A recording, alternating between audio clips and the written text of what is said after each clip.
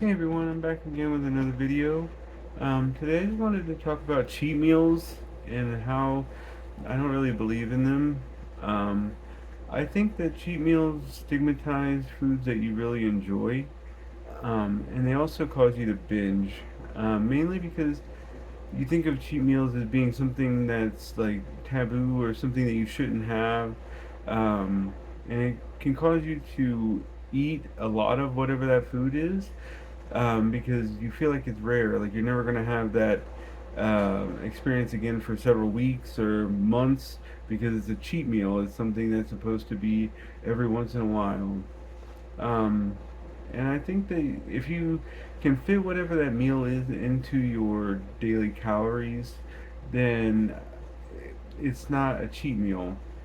And I think that's a healthier way to look at it. Like, try to find a way to fit that item that you really enjoy into your calorie deficit.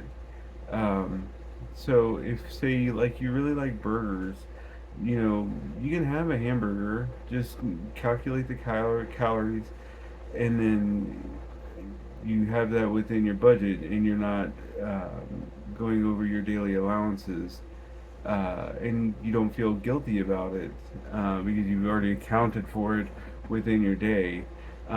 Also, instead of, say, if you want a cheat meal, like say a burger, instead of going out to a restaurant to get it, try to make it at home. Get a lean cut of beef, something that's like 93.7 or 96 lean ground beef, or bison. It's a really good substitute for ground beef and is very lean. They also do 99% lean ground turkey, or chicken. That can be a good substitute for ground beef as well. Make your burger patties. Use like low carb bread. Aunt Millie's is a brand that I really like. You can get a hamburger bun that's 50 calories, and then instead of French fries, do like roasted potatoes or something along that line. Potatoes are very satiating and very filling, and they're not as bad as people make them out to be. As long as they're not French fries or potato chips that are covered in oil, or mashed potatoes that are like have a lot of sour cream or butter in them. Potatoes can be very good for you.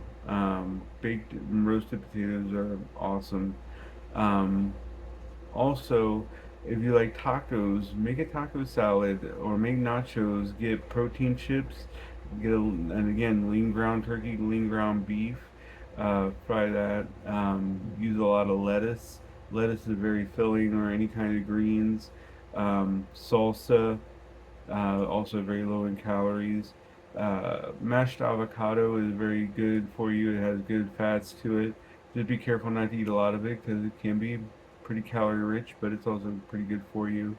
Um, but that way you get that sensation of eating tacos or Mexican food without going out to a restaurant. But even if you do go out to a restaurant, just take each ingredient that you're eating and try to estimate the best you can what the calories are, and try to keep it within your budget. Um, I like to find restaurants that have the calorie counts listed if I'm going out to eat. That way I can track it within my calorie app, and I can still have it. I just have it in within my calories. And I mean, if you do go out for a cheat meal, you don't have to eat the whole thing. If you get a pizza, limit yourself to a slice of it. And even if you do eat more than one slice, just calculate it into your calorie deficit. Um, if you eat too much in one day, then the next day eat less. Eat below even below what you expect to have eaten. Like, so, if your calorie deficit is 1,600 calories and you ate 1,800 calories the day before, eat 1,400 tomorrow.